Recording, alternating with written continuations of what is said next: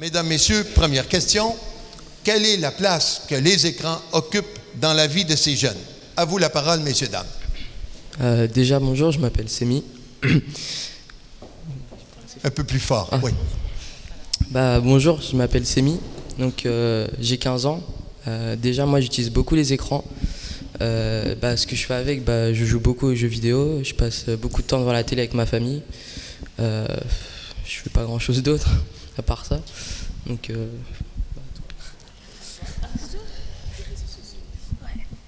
alors bonjour, moi je m'appelle Aya, j'ai 15 ans et oui j'utilise beaucoup les médias mais je suis plutôt dans les réseaux sociaux. C'est-à-dire que je suis plutôt sur Facebook, enfin moi maintenant Facebook parce que c'est devenu un peu démodé, mais je suis plus sur Snapchat, Instagram, Twitter, etc. C'est pour me divertir, c'est pour aussi me faire des amis puisque j'ai déjà rencontré de vraies personnes et ouais, c'est ça en fait. Et j'utilise beaucoup mon téléphone. Mais j'aime bien lire aussi. J'utilise le téléphone notamment pour se lever le matin, parce que je l'utilise comme réveil. Pour regarder l'heure, comme tout le monde, je pense. Et aussi justement pour aller sur les applications, donc Twitter, Facebook, etc. Et voilà. Bonjour, je m'appelle Salim. Je voulais vous parler que par rapport aux adolescents, par rapport aux écrans, il y a différentes classes d'adolescents. Il y a ceux qui partent sur les réseaux sociaux, ceux qui jouent aux consoles et ceux qui sont plus vers la télévision et tout. Moi, par exemple, je suis un peu des trois. Je peux en même temps jouer, je peux en même temps aller sur les réseaux sociaux et en même temps regarder la télé. Oui, en même temps. En même temps, parce que moi, je peux... Déjà, juste en faisant mes devoirs, je regarde en même temps la télé. Je fais quoi d'autre? Que les réseaux sociaux, quand même, c'est important parce que, comme elle a dit ailleurs, on peut rencontrer d'autres personnes, on peut se faire de nouveaux amis. Et j'ai une question à vous poser, c'est pourquoi vous voulez enlever aux enfants les écrans? Ouais, si vous pouvez me répondre après, parce que les enfants, on ne peut pas leur enlever les écrans du jour au lendemain comme ça. Il faut pas nous forcer à les enlever. Si vous voulez les enlever, faut prendre du temps, parce que à ce moment-là, maintenant, il n'y a pas de, comment je peux dire ça? Il n'y a pas de moyen pour nous faire enlever nos écrans. Parce qu'on est né avec les écrans, donc on est obligé de les utiliser. C'est notre génération. Je veux dire quoi d'autre? Non, je veux dire un autre truc. J'ai oublié. Moi, je vais te dire après.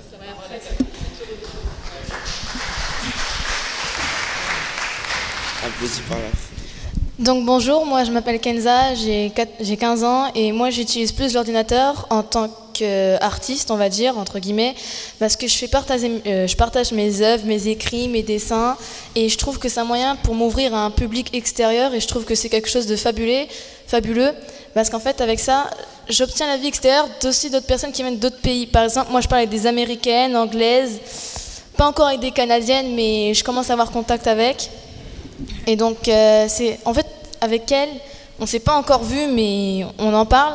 On essaye d'échanger nos expériences, ce qu'on se raconte. Elles font partager nos œuvres, on se fait découvrir par d'autres pays.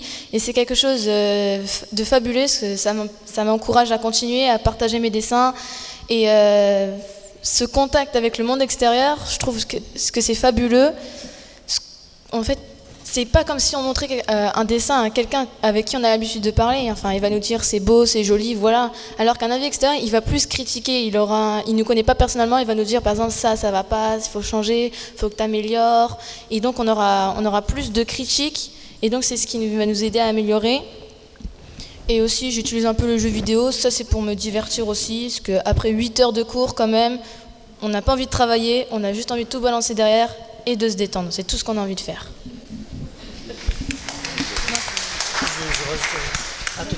Bonjour, je m'appelle Chris, j'ai 14 ans et je voulais dire, il y a beaucoup d'adultes qui veulent qu'on enlève les écrans, mais moi personnellement, mon petit frère il est en CP là et il a appris à lire avec les écrans. Il s'est déjà compté jusqu'à 50 en anglais grâce aux écrans et je vois pas pourquoi on enlèverait les écrans. Parce que moi, je suis plutôt dans les réseaux sociaux. Après, le week-end, je suis dans les jeux vidéo. Et moi, personnellement, les réseaux sociaux, ça me fait... c'est là où je rencontre 40% de mes amis. C'est déjà énorme.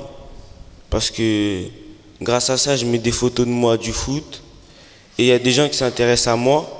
Ils se demandent qu'est-ce que je fais. Voilà quoi. Et je vois pas pourquoi les adultes ils veulent qu'on enlève les réseaux sociaux parce qu'ils savent pas tout ce qu'on fait tout à fait dessus. Je crois qu'on est juste à faire passer le temps alors que ça sert beaucoup.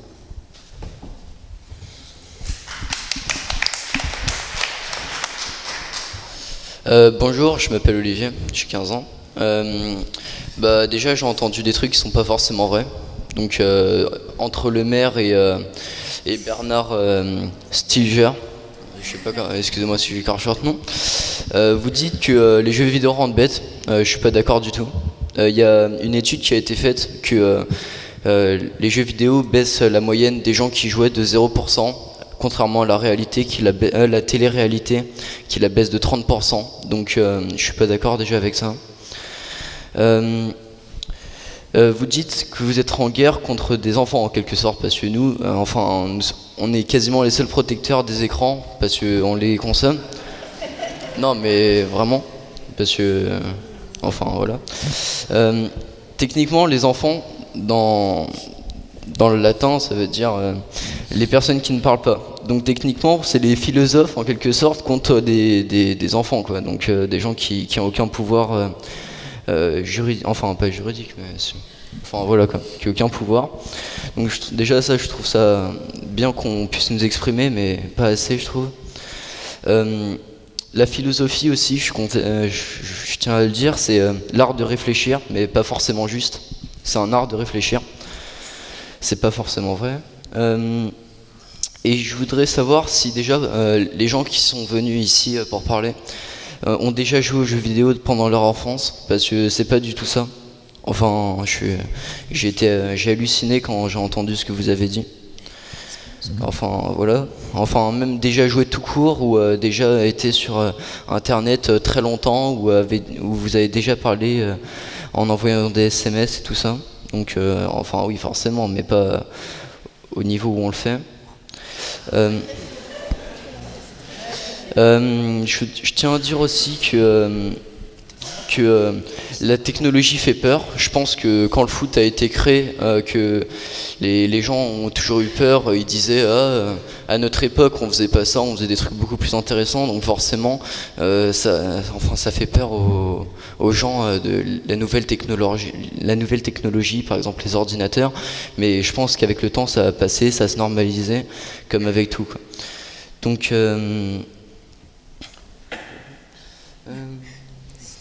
excusez-moi. Je lui avais dit pourtant comme coach, si tu apportes ta feuille, ça va te nuire. C'est des notes qu'il a prises. Alors Olivier, tu nous dis quels sont tes écrans préférés et qu'est-ce que tu fais avec, s'il te plaît? Moi, mon écran préféré, c'est l'ordinateur. Et je joue avec, je fais tout. Voilà. Attendez, j'ai pas terminé, il faut juste que je termine. Je peux rajouter un truc? Ah oui, je tiens juste à dire que quand vous avez parlé, vous avez dit j'ai envie, monsieur Bernard, voilà. Vous avez dit j'ai envie qu'il y ait une révolte des parents, qu'il y ait 1 million de personnes dans les rues. Ça semble un peu gros quand même. Je sais pas si vous vous rendez compte. Et surtout que l'usage qu'on en fait, c'est pas forcément jouer, c'est aussi partager nos dessins, comme disait Kenza juste avant. C'est parler ensemble, rencontrer, c'est surtout ça en fait. Moi, quand je joue, c'est principalement pour jouer avec des gens et pas pour faire le reste, quoi. Je joue surtout pour être avec des gens et voilà. Ce que je voulais dire aussi. Oui, non, je fais. Ce que je veux dire aussi, c'est que vous avez dit que on manque d'attention en quelque sorte, qu'on manque d'attention. Mais de qui? De nos parents? Donc ça, je comprends pas pourquoi vous avez dit ça, parce que moi personnellement, mes parents, je vois pas pourquoi ils me manqueraient d'attention, je suis très bien avec eux, on s'entend bien et tout ça. Et vous avez dit qu'on devait se révolter contre les pubs. Enfin, pas contre les pubs, mais contre les entreprises qui dirigent Internet. Bah, faut que vous soyez plus clair, parce que moi, j'ai pas tellement compris ça. Merci. Bonjour, je m'appelle Julien, j'ai 15 ans. Comment? Ah, d'accord. C'est bien comme ça? Oui. Merci. Donc, je m'appelle Julien, j'ai 15 ans. L'écran que j'utilise le plus particulièrement, c'est l'ordinateur. Donc, grâce à ce support, j'exprime donc ce que j'ai à dire. C'est une liberté d'expression autre justement que l'écrit.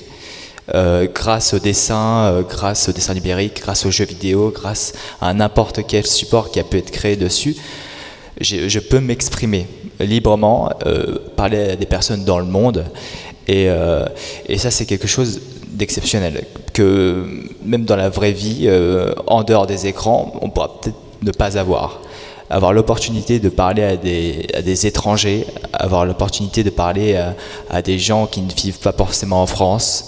C'est quelque chose d'unique, pour moi en tout cas. Aussi, je voudrais revenir simplement, rapidement, j'avais entendu que l'écran peut isoler, j'avais entendu, certes, mais elle n'isole pas du monde social. Vu que sur Internet et beaucoup d'autres supports, on rencontre des gens et on a envie justement de continuer d'avoir un lien presque amical avec eux. Et ça, c'est quelque chose d'unique. Et c'est pour ça que j'utilise mes écrans, c'est pour ma liberté d'expression et c'est pour moi. Voilà, merci. Merci. Et voici maintenant la deuxième question. Moi, je voulais rajouter un truc. Ah ben oui, écoute, vas-y. C'est que comme les jeux vidéo, ça peut nous apprendre des choses. Hein. Parce qu'il y a Assassin's Creed, je ne sais pas si vous connaissez, c'est basé sur des faits réels quand même. C'est un jeu d'aventure qui est basé sur des faits réels, c'est les Templiers et les Assassins, je ne sais pas si vous connaissez. Ah, les Assassins, ouais. C'est basé sur des faits réels. Et tout à l'heure, le philosophe qui est venu, il a dit une chose, il a dit qu'il faut enlever, je crois, je sais pas, j'ai pas trop bien entendu, je crois qu'il faut enlever la télé, enfin il faut supprimer les écrans plutôt aux enfants dès leur naissance, enfin dès qu'ils sont bébés. Par exemple, moi j'ai une petite sœur, elle a 2 ans et demi, elle regarde la télé depuis tout petit. Moi je trouve ça mauvais parce que quand même la télé c'est un divertissement, c'est des bébés, ils pensent pas à l'école, c'est juste pour s'amuser. Et en plus la télé, en regardant les couleurs, tout ça, la nuit ça peut quand même faire dormir l'enfant, parce que moi ma soeur c'est comme ça qu'elle dort, en regardant les dessins animés. Mais merci, je suis obligé d'arriver comme je l'ai fait avec un gars, il faut que je le fasse avec une fille. Allez, vas-y. Moi, je vais parler d'un jeu vidéo. Alors, je sais pas si c'est connu, GTA 5. Alors, c'est déconseillé. Alors, je pense que nous, ici présents, on est assez mature pour comprendre que les personnages, on va pas les imiter non plus. On est assez mature. Par exemple, Trevor, c'est un psychopathe. On va pas jouer à tuer les gens pour une bagnole. Ben, on est assez mature pour comprendre ça. C'est juste un moyen de divertissement. Donc, faut éviter d'abuser sur le fait que oui, les jeux déteignent sur les enfants, ils deviennent malades dans leur tête. Je suis pas d'accord avec ça. Enfin, je joue, je suis pas une tarée, je me prends pas pour Trevor, je tire pas sur les gens pour une voiture. J'ai une vie normale, tout à fait normale. Alors, messieurs, dames, maintenant c'est la deuxième question. La première était facile. La première, elle était très facile. La deuxième question? Oui, je la pose. Je me prépare. Je me prépare à poser la deuxième question. Salim, j'avais dit, tu me regardes dans les yeux. Salim, tu me regardes dans les yeux, je suis ton coach. La deuxième question, la voici. Tu arrives chez toi à midi. Tu as congé cet après-midi. Tu n'as pas d'école, tu n'as pas de collège. Et quand tu arrives à la maison, aucun des écrans auxquels tu t'étais habitué à aller t'occuper, t'intéresser, aucun de ces écrans-là fonctionne. Tu téléphones à ton ami avec le téléphone de la maison, avec fil, et ton ami te dit que c'est la même chose chez lui. Il n'y a plus d'écran. Ils sont tous disparus, brisés. Il y a un Satan, il y a un méchant qui est venu puis qui les a tous bousillés en même temps. On s'amuse en ce moment. On essaye de fabuler. On imagine. Qu'est-ce qui t'arriverait? Qu'est-ce que tu ferais après avoir... OK, tu t'évanouis. Les pompiers viennent te chercher. Tu arrives à l'hôpital en même temps que tous tes copains. Ils sont tous évanouis. Ils vous réveillent à la salle de réveil. Il y a une salle exprès pour réveiller les gens. Et là, vous vous réveillez, et là, vous vous mettez à parler. Et toi aussi, et toi aussi. Et là, maintenant, qu'est-ce que vous faites? On commence, on avait dit, dans l'ordre inverse du début. Donc, on commence par notre ami Julien qui est à l'autre bout là-bas. N'oubliez pas, il n'y a plus d'écran. Qu'est-ce qu'on fait? C'est à vous. Alors, s'il n'y a plus d'écran, bah, je vais lire, déjà. Enfin, en loisir ou en autre chose, je ne sais pas. Monsieur? Non? Ok. Bah, je vais lire, je vais dessiner, mais le plus important, pour moi, ça serait de passer du bon temps avec ma famille. Le plus important. Parce que justement, la famille, bah, c'est ce qu'il y a de plus précieux, et passer du bon temps avec sa famille, bah, quoi de mieux, quoi. J'ai bien répondu?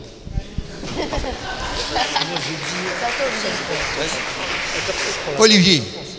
Oui, donc moi je voulais dire aussi que je suis complètement d'accord avec Julien.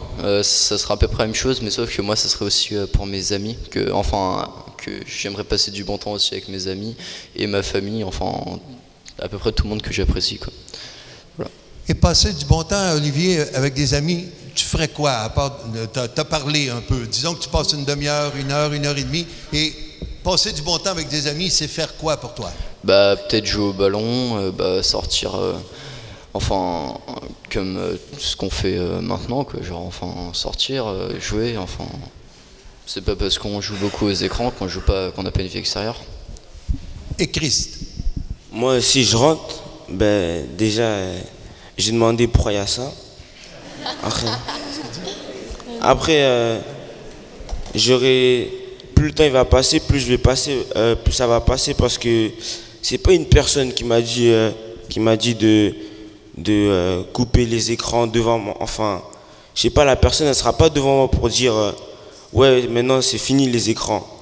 Ce sera tout seul, je pourrai rien faire. Je pourrais rien faire. Ben, ça veut dire je vais plus digérer que comme si c'était mes parents qui m'interdisent les écrans. Après, ça va mieux passer. Merci. N'oublions pas que j'ai pas dit que quelqu'un vous a interdit les écrans. Je vous dis qu'en arrivant chez vous, vous découvrez qu'il n'y en a plus. On arrive à notre 4e étudiante. Allez-y. Moi, personnellement, je rentre chez moi, il n'y a plus d'écran, bah, comment dire, bah, je me focalise dans ma passion. Sans vous mentir, je vais m'enfermer dans ma chambre, je vais dessiner. Puis, après avoir fait ça, je vais sortir. Enfin, d'abord, je vais aller voir la famille, je vais leur expliquer, je vais leur montrer. Vu que j'aurai plus la vie extérieure des gens, je vais plus avoir contact avec mes amis.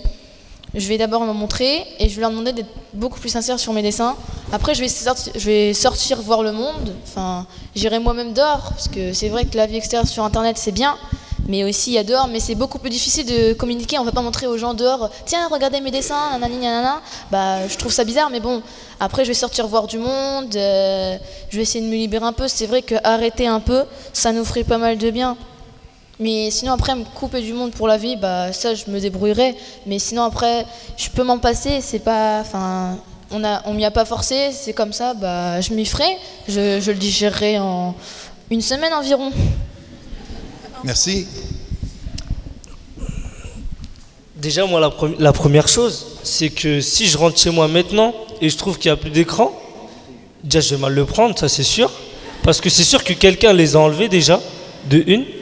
Et de deux, si vraiment personne ne les a enlevés, c'est la première chose qui est obligée qu'elle soit là, c'est le sport. Moi, si on met le sport, je fais du basket et du foot.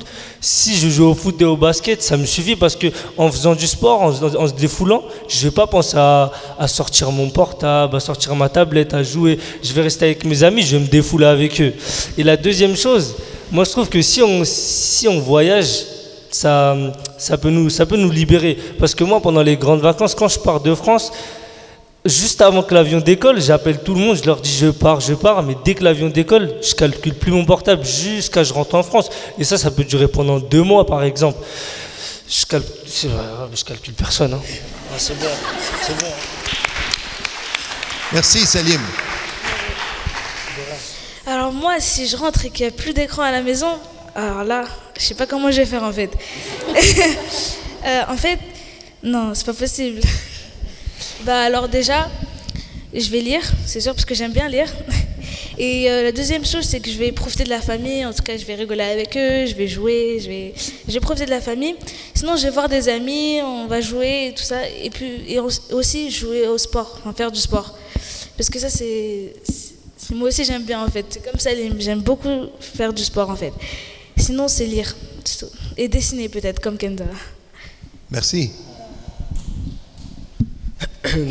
Moi, s'il n'y aurait plus d'écran, un peu comme tout le monde, je serais choqué. Et puis ensuite, je serais sorti avec mes amis, j'aurais joué avec ma famille. Enfin, un peu comme ce que je fais un peu tous les jours. Donc, quoi, mon micro. Oui, c'est bon. Voilà. Enfin, je sais pas, je serais allé faire du foot avec mes amis, je jouerais avec ma famille, je parlerais. Enfin, voilà. Un peu ce que je fais. Merci. Moi, j'ai un truc à rajouter. Salim, oui. C'est que si vous voulez nous enlever les écrans, il faut toujours qu'il y ait une activité derrière. Il ne faut même pas qu'il y ait 5 minutes de pause. Parce que nous, 5 minutes de pause, c'est bon, on est obligé de ressortir notre portable ou notre play ou notre je sais pas quoi. On est toujours obligé d'utiliser par exemple le portable. Donc il faut toujours qu'il y ait une activité. Même chez soi, parce que chez soi, on n'a pas. Je sais pas, on va pas. Comme activité, on peut juste faire du sport. Ouais. Sinon, c'est toujours les écrans. Oui. Voilà. Mais aussi, par contre, pour ça, comme l'a dit Salim, il faut que les parents connaissent bien les enfants, enfin leurs enfants. Parce que si les parents par exemple, restent dans leur cuisine, ils boivent leur café, parce que je ne vais pas mentir, les parents aussi sont aussi accros au téléphone. Ma mère est accro au téléphone, je ne vais pas vous mentir. Je peux dire une phrase ? Ça, c'est vrai. Donc, dire que c'est que les élèves qui sont sur les écrans, c'est un peu généralisé, je trouve. Exact. Il y a aussi les parents qui sont accros au téléphone. Donc, pour ça, il faudrait que les parents connaissent un peu plus leurs enfants, leurs passions, ce qu'ils aiment faire, ce qu'ils n'aiment pas, ce qui pourrait leur plaire. Moi, personnellement, je suis plus dans l'animation japonaise. Donc, pour ça, c'est vrai que c'est compliqué, mais passer du temps avec ma famille, sortir dehors, ça, je peux me couper de mon téléphone, tout ça. Ça, c'est possible. Mais il faut vraiment que les parents connaissent leurs enfants. Sinon, après, les enfants vont sortir un peu à l'écart. Si, par exemple, les parents vont faire des magasins, par exemple, des iguales, je vais pas vous mentir, j'aime pas. Si ma mère va faire ça, je vais m'ennuyer, je vais mettre mes écouteurs et je vais être dans mon monde, c'est tout. Alors, oui, mesdames, messieurs, j'avais promis à ces étudiants et ces étudiantes que s'ils parlaient à cœur ouvert, vous alliez adorer. Eh bien, je vous demande d'exprimer votre appréciation, s'il vous plaît. C'est du forcing, ça.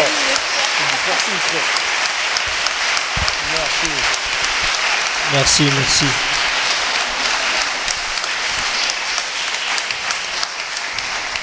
La deuxième chose que j'avais en tête en les invitant, d'abord, j'étais très content que Mme Cécile Brun-Conti les réunisse et leur propose et les prépare à venir. La deuxième chose que je voulais qu'ils comprennent, c'est que quand des adultes se réunissent, ils ne sont pas tous d'accord. Et ils ne sont pas tous d'accord. Et quand on n'est pas d'accord, tu sais ce qui arrive, il y a des étincelles. Et les étincelles, c'est le début de la flamme. Et la flamme, c'est la lumière qui apparaît et qui nous permet de comprendre pourquoi je ne suis pas d'accord avec les autres et pourquoi les autres ne sont pas d'accord avec moi. Donc, j'ai beaucoup d'appréciation pour notre Olivier tout jeune qui, tout à l'heure, après la conférence de Bernard Stiegler, a posé la question. Je le félicite de son courage.